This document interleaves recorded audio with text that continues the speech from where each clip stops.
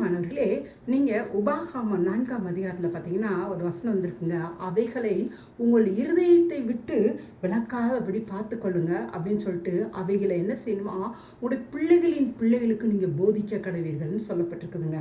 அப்படின்னா என்னன்னு கேட்டீங்கன்னா, அவங்க வனாந்தரத்துல கடவுள் அவங்கள நடத்தி வர்றாரு பார்த்தீங்களா, அவர் செய்த எல்லா நன்மைகளையும், அவர் எந்தெந்த ஆபத்துலேருந்து அவங்கள மீட்டெடுத்தாரோ, அதையெல்லாம் அவங்க என்ன நினைக்கணுமா, தங்களுடைய இருதயத்தை விட்டு விளக்கிடக்கூடாதாம், அதை மறந்துடக்கூடாதாங்க.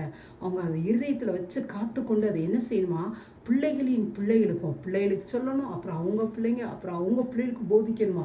இஸ்ரவேலின் தேவன் நம்மளை எப்படி எகிப்திலிருந்து விடுவித்தார், எப்படி செங்கடலை விரண்டாக பிளந்தார், கண்மலையிலேருந்து தண்ணீரை கொடுத்தார், வானத்திலிருந்து மன்னாவை கொடுத்து போஷித்தார், இப்படி ஒரு ஒரு காரியங்களையும் கடவுள் செய்ததை அவங்க சொல்லணும்னு சொல்கிறாங்க.